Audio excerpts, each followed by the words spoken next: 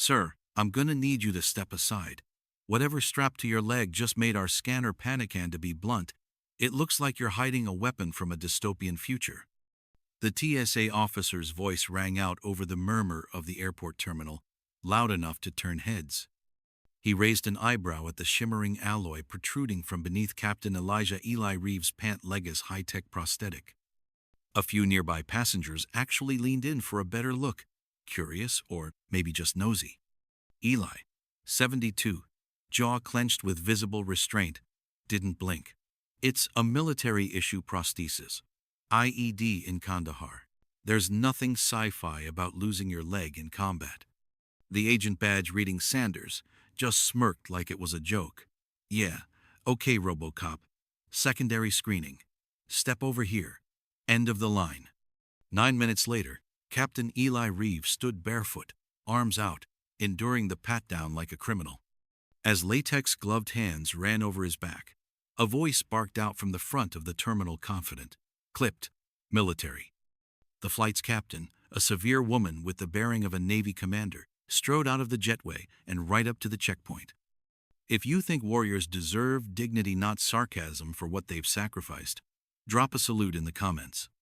Captain Elijah Reeve, retired Air Force bomb technician, didn't miss war.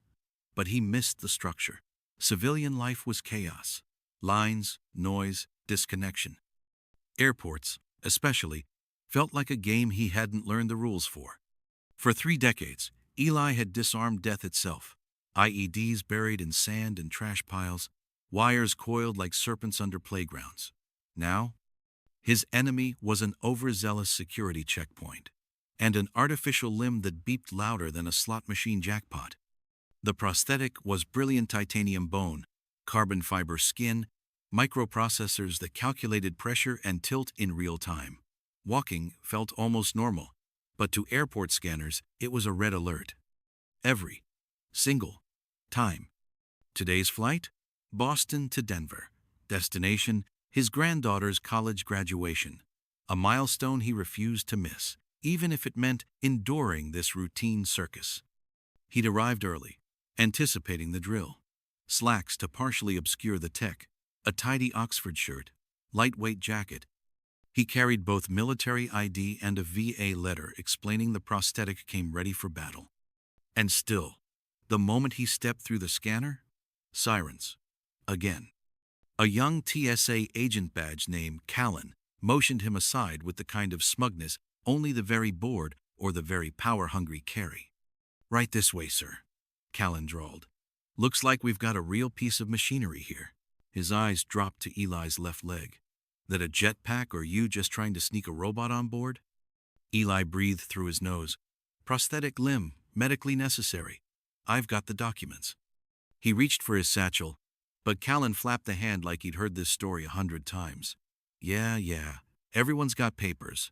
But that, he jabbed a finger at the gleaming tech just below Eli's knee, where sleek metal curved up toward flesh, that's got our whole system screaming. Honestly, it looks like Iron Man's shin. He laughed, amused at his own weak joke, then called over to a coworker. Hey, Lacey, come check out our VIP cyborg. Lacey, clearly older and tired of Callan's theatrics, shot Eli a quick, tired smile of sympathy. Then she just shook her head and turned back to her station, letting the moment pass like so many before it. Callan, unfazed by his coworker's silent disapproval, turned back to Eli, his grin stretching wider. No, seriously, what is that, some secret military tech? You building a transformer in your basement or just trying to sneak a Decepticon onto the plane? The mockery landed like shrapnel. It wasn't just a joke, it was a public gut punch aimed at the one thing Eli carried that symbolized decades of pain, duty, and survival. His jaw locked. It's a prosthetic leg, Eli said, his voice flat, tone dark. Issued by the Department of Defense. I lost my limb protecting this country. That piece of metal lets me walk. And believe me, there's nothing funny or threatening about it. But Callan was too drunk on his little stage to stop. Oh sure, Afghanistan, huh? And I'm James Bond on weekends. Look, man, rules are rules. We're gonna have to run that Terminator limb through the works. Visual check. Trace explosive swabs. Maybe even a deep scan on all those flashy gizmos wouldn't want your robo-knee glitching at 30,000 feet, right? He gestured smugly toward the private screening cubicle glass walls, frosted to give the illusion of dignity. His tone practically dripped with sarcasm. Take a seat, Iron Man. This might take a while. And hey, try not to short-circuit or anything. Eli swallowed hard, keeping his fury under lock and key. He knew the rules of engagement blowing up now would only give Callan what he wanted. Control. Power. Another excuse. He moved stiffly toward the secondary zone, real leg throbbing with frustration. The prosthetic suddenly heavy, like it was made of stone instead of space-age alloys. The next 20 minutes dragged like a forced march. Questions repeated, arms raised, pat-downs so thorough they felt like a joke. The second agent, an older man named Douglas, was at least respectful, his touch clinical, his manner apologetic. But Callan lingered, always close, always talking, always throwing jabs meant for an audience. So, Doug, still think this thing might morph into a plasma cannon? I'm telling you, I saw sparks. Eli heard the hushed laugh behind him and gritted his teeth. Each joke, each moment of delay brought another wave of anxiety. His granddaughter's graduation was time-stamped and inflexible. He glanced at his watch. Boarding was imminent. He tried, once more, to calmly explain the prosthetic, the VA documentation, the purpose of his trip. But Callan waved a dismissive hand. We'll be done when we're done, sir. Passenger safety first, even if that means missing someone's big moment. The message was as clear as it was cruel. Eli wasn't a veteran today. He wasn't a grandfather. He wasn't even a human being. He was a problem, an inconvenience, a box to check and discard. The ordeal finally wound down. Nothing dangerous, nothing suspicious, just as Eli knew there wouldn't be. But as he gathered his belt, shoes, and carry-on, something inside him felt cracked. Not broken, just bruised. His fingers shook as he buckled up again. He could just make his gait if he didn't stop moving. But then came the voice. Not loud, not angry, just sharp, precise. Authority, crystallized into sound. I'm looking for a TSA agent by the name of Callan. I'm told he just finished screening a passenger with a prosthetic leg, a Captain Elijah Reeve. The name fell like a hammer. Callan, who'd been smirking near the exit, froze.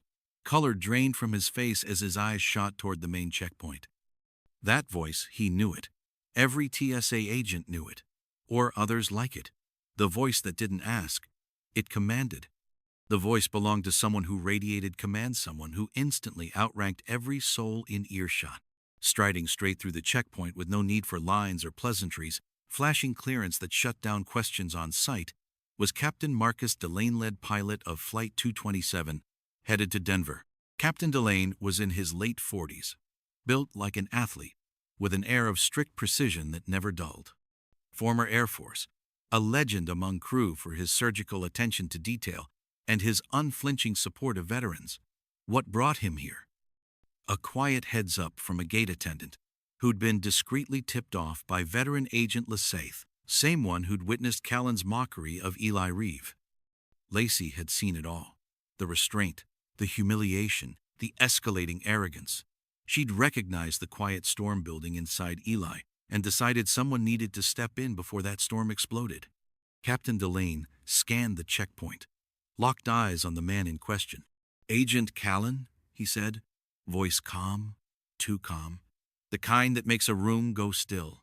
I'm Captain Delane, commanding pilot of Flight 227. I've received a formal report about your interaction with a passenger, Captain Elijah Reeve, a decorated military veteran and amputee. Do you know who I'm referring to? Callan fumbled. Oh, sir.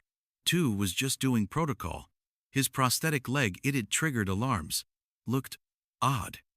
Odd? Delane's voice cut in, sharp as a blade. That's not odd. That's a military-grade prosthesis, agent. The kind developed for warriors who faced explosions you couldn't begin to imagine. Did you verify his documentation?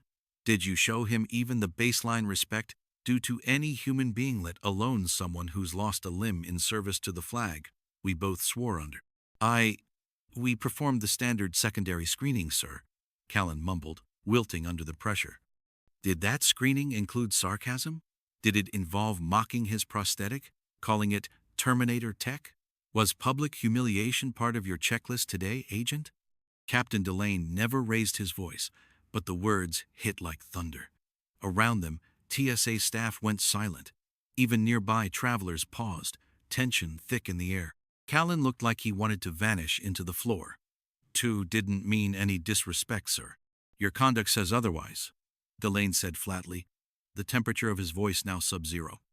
He turned slightly just enough to catch a glimpse of Eli approaching, cautious, having clearly heard the captain speak his name. Delane's face shifted instantly hard steel to sincere warmth. "Captain Reeve," he said, stepping forward and offering his hand. "Captain Marcus Delane, please accept my sincere apologies for what just happened at this checkpoint. What you've endured here today is not just inappropriate, it's disgraceful. And I assure you, it does not represent the values we uphold." Eli, a little stunned by the unexpected defense, nodded slowly, his exhaustion momentarily lifted. "Appreciate it, Captain. Just trying to make it to my granddaughter's graduation, that's all." "And you will," Delane said, with unwavering certainty. He turned back to Callan, voice like forged iron. "Agent Callan, you will apologize immediately to Captain Reeve for your unprofessional and outright offensive behavior." The air tightened. All eyes locked on Callan, who now stood visibly sweating, caught between shame and resistance. Under the weight of Delane's stare and the silent judgment of half the terminal, he finally muttered, "Sorry." "Louder, Agent." "Sorry, sir," Callan repeated, this time audible, but still tainted with bitterness instead of remorse. "Not good enough," Delane said, then shifted his attention to the TSA supervisor, who had rushed over, face pale, clearly trying to grasp the situation's gravity. "Supervisor," Delane said, not missing a beat, "consider this your formal notice. I'm filing an official complaint regarding Agent Callan's conduct. For unprofessional conduct and harassment of a disabled veteran, I expect a full investigation and swift, appropriate disciplinary action," Captain Delane stated, his tone brooking no argument. "Furthermore, I want a full audit of your team's training, specifically concerning how they handle passengers with disabilities, especially those using medical or military-issued prosthetics." The supervisor nodded rapidly, trying to keep pace with the fallout, offering reassurances that it would be addressed at the highest levels. Captain Delane turned back toward Eli. "Captain Reeve, I believe your original seat was back in economy?" Eli gave a tired smile. "Yeah, my granddaughter booked it, said it was the best she could get." "Well," Delane said, a faint smile forming at the corners of his mouth, "as pilot of this flight, I have certain discretionary privileges when it comes to seating, especially for passengers who've endured more than they should have before ever boarding." He paused. "We've got a seat open in first class. It's yours, Captain, with my personal compliments and the deepest respect of my entire crew." Eli blinked, surprised. "That's generous? Really? But not necessary." "It is absolutely necessary," Delane replied, his voice gentle but firm. "Call it a small gesture, a token of respect. Let me walk you to the gate myself. Let's get you on board where you belong." And so, Captain Elijah Revitha, man, who'd just been subjected to mockery and humiliation, was now personally escorted by the flight's commanding pilot through the terminal. Security cleared. Crowds parted. He was guided straight onto Flight 227 and into a spacious first-class seat, where he was met with quiet courtesy and warm, genuine regard from the flight attendants, each clearly briefed by their captain. Agent Callan immediately pulled from checkpoint duty, pending the investigation Delane had set in motion. Word of what happened spread fast, first among TSA staff, then among airport personnel, and finally across social media. The story of a pilot confronting a TSA agent on behalf of a disabled veteran, then elevating that same man to first class, struck a chord that resonated far beyond the terminal. By evening, the TSA released a formal apology to Captain Reeve. They also announced a full review of training protocols regarding the treatment of travelers with prosthetics and other medical devices. Eli Reeve arrived in Denver on time, calm and rested, just in time to see his granddaughter walk across the stage. The ugliness at the airport still lingered in the back of his mind, a sharp edge dulled by dignity, but it didn't own the day. He'd never asked for special treatment. He only ever wanted something simple, basic human respect. That day, he didn't get it from the institution built to offer safety and courtesy, but from one person within it who remembered what real service looks like. Because the scars of battles seen or unseen are not shameful, they are sacred. And sometimes, the most meaningful upgrades in life are the ones that restore your faith in people. Subscribe to the channel if you believe that those who serve deserve nothing less than dignity and a seat in first class.